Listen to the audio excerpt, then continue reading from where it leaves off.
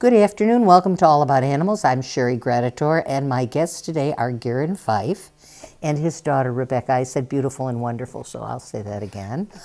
Garen is the founder of ABC Humane Wildlife Rehab and Relocation. Did I do that right? Rescue and Relocation. Rescue and Relocation, I'm sorry. And Rebecca, you're also involved. So Yes. Garen has kind of slowed down over the years. And we're here to talk about bats, because there's been so much negative on the news about bats, and bats in your walls, and bats in a hospital, and bats in a school, and bats with rabies. And it's been all over the news for the last couple of weeks. And nobody has stopped to say that there is a place for bats in this world, and it's an important place for bats to be. So we're going to talk about the other side of the bat issue, for which I'm handing it to Garen and Rebecca because they know a heck of a lot more than I do. Well, thank you. But you do love bats, and it's always my pleasure to meet another bat lover because bats have a huge place in our ecosystem. A quarter of all mammals on Earth are bats, about 1,300 different species worldwide, mostly in the tropics. They range tremendously in size, and in the United States there are between 40 and 50 species. And the ones that I'd like to focus on today are the bats that are local to Illinois, and in particular the insectivores. They eat up to a third of their body weight in insects, many of those insects, harmful insects like mosquitoes, every single night. And bats are the only mammals that can fly. So you hear about flying squirrels. Well, they only really glide. They don't fly. It's bats that are the true flyers. And that takes a lot of energy. For a mammal of equivalent size to a bat to travel as fast running as bats do flying uses twice as much energy for that bat to fly. So they really do need to eat a lot for their body weight. And considering that it's harmful insects, they're really our beneficial pest control partners. But that's only the beginning. There are a lot of things that are amazing about bats. Their wings need to be really lightweight, so they're made up of basically 4 long toes with a membrane stretched between, and that membrane gets injured really frequently as bats hunt and go about their lives.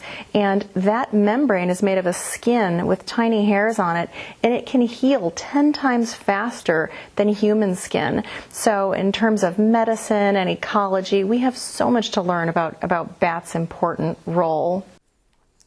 And they're watching them fly. They are so beautiful.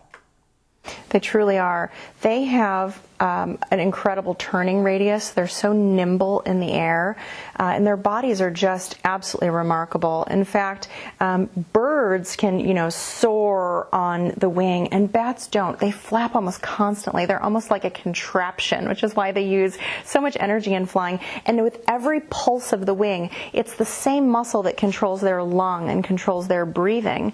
So with every downward press of that wing, they emit a little "huh," and it's a little sound, and it's the chirp that bats make, and it's their echolocation, and it's timed.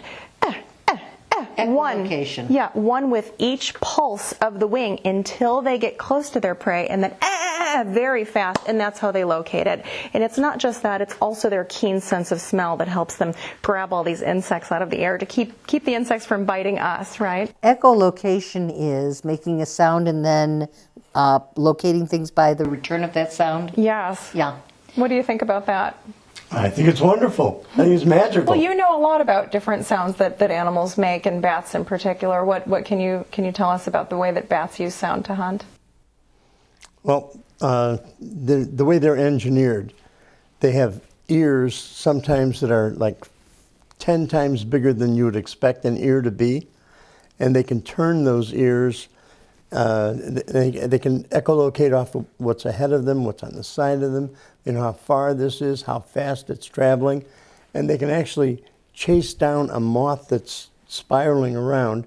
And when they catch it, some of them have like a catcher's mitt on their tail, and they'll pop the catcher's mitt up, hit the insect up and grab it, and then eat it on the wing. And at the same time they're eating it, they're echolocating the next one. So I mean, they're a constant eating machine. They're flying through a sea of food. and so quickly and so efficiently Okay, that they so can eat a third of their weight. now we want to dispel some myths. I have bushy hair. Is a bat going to come and get tangled in my hair and then bite me to pieces? Let me tell you, no.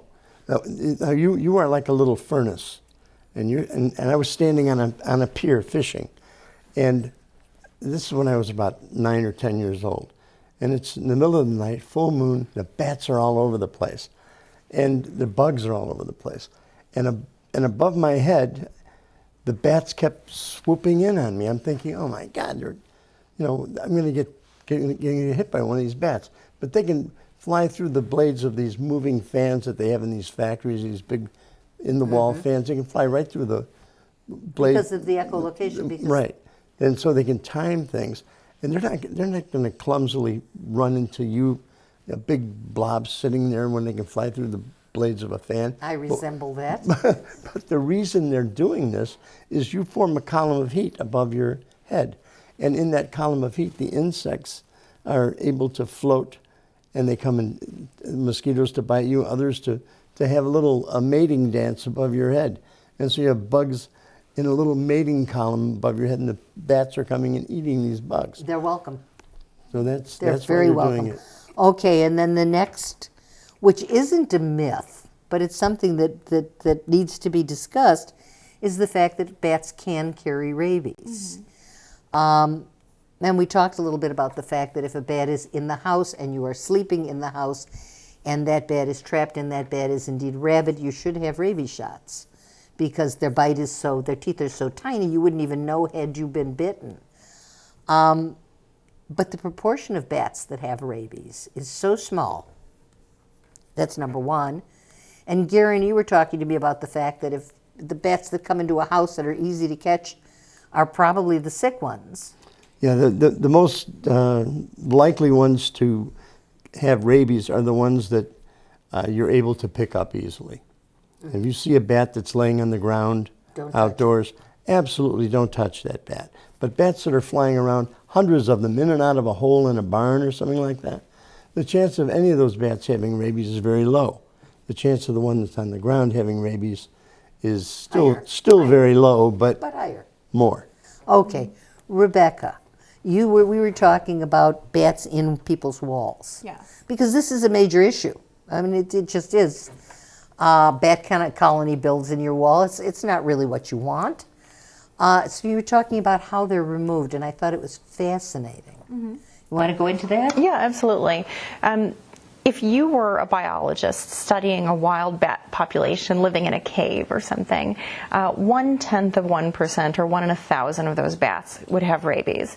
And when bat colonies live in a home, usually it's usually a roosting colony, and the males are pretty solitary and they do their own thing, maybe there, maybe elsewhere. But it's the mothers and the babies raising the young in these attic colonies, and so it's basically like a cave for them. So the rabies incidence among them is low. But even at 0.1% or 1 in 1,000 bats having rabies, every now and then one will, and those are the ones that are more likely to get into the living quarters of the home. So about maybe 3% of the ones who make their way in, 1 to 3%, have rabies. This year we've captured about 40 bats from the insides of people's homes, and 2 of them had rabies. Last year we captured 30 and 4 of them had rabies. So those are about the proportions. About where it comes. But you said when they're in a wall and you have to get them out, you put in a one-way door? We do. So the ones that find their way into the living quarters of the home, that follow the light and the air channels and the cracks and crevices and come into the living quarters, those have to get tested for rabies. They have to get captured and sent for testing. And then if they don't have rabies, the people in the home don't need any kind of follow-up. Whereas if they do, those people would have to get a rabies shot if they had been asleep in a bedroom where a bat could have potentially licked their mouth or something during their sleep. But the ones ones that stay in the attic and just treat the home like a cave, they don't need to be tested at all because there's no chance that they exposed anyone to anything. So we remove those colonies in a way that protects the bats and the homeowners by installing excluders, which are one-way doors that allow the bats to exit and not return. And when the very last of the bats have gone out, we go ahead and permanently seal any cracks and crevices or gaps to keep a colony from returning there next year. But you said you don't do that during the period where there are babies. Yes, when there are flightless young, we wait to put the excluders up because if we allowed the adults to leave and the babies remained behind, they would die up there, or any that could get around might find their way into the home. So we wait until all the members of the colony can fly. It's just a matter of waiting a few weeks during the nursing season, and then we can put in the one-way let them doors go, and yes. solve the problem. And people are, and we're going to do this really quickly because I think we've only got a couple minutes left here, but you can put up bat houses. Yes. And they give the bats a place to live. They attract them to your property. And you have a diminution in the number of mosquitoes that are out there looking to bite you. Yes. So bat houses are a wonderful thing to have. Near no danger, the bats aren't in your house, and they will not come down and bite you. They will not harass you. They'll be way up there eating the whole layer of bugs that's staying close to your house because you've got lights on. That's true. You can find bat houses online, and it's important to look for the instructions on how to put them up. You have to put them on the sun-facing side of the house, and the height at which you put them is very specific to what bats like. So it's important to follow instructions if you want them to be occupied, and to be patient too. It can take a couple years for the bats to find them. And for people who don't follow instructions, like my husband, I would read it for him. And a good time to do that is when the bats are being removed. If you have a small colony, they may leave your attic looking for a new home. And if you put up bat houses in a convenient location, they may occupy those bat houses and you can preserve your bats. And another thing that I want to reiterate that Rebecca was talking about, when the bat is caught that's inside your house, it's very important that you don't let those bats escape. If they've been in a room with you or your family and you don't know if it has rabies or not, you need to find that out. It's a very important piece of information. So you want to have that bat. Don't let it out. Don't let it escape. Don't kill it and throw it away. County will come and trap it for you. Yeah, Yes, they ABC will. will come and get it. And ABC will get it for you. And they'll have it tested at no charge. Look for a professional and don't try to do it yourself. And we are definitely out of time. So how about a phone number that people can call for information? We can be reached at area code 847-870-7175 or on the web at abcwildlife.com. That's abcwildlife.com. And I have to tell you, I've turned to them for help with everything from snakes to injured animals.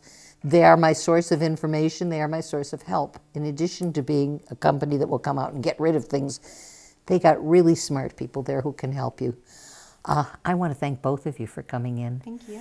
And I hope we've dispelled a couple of the myths and taught you a couple things, because I know I've learned today. We're now going to take you to Save a Pet and show you dogs and cats that are waiting there for adoption.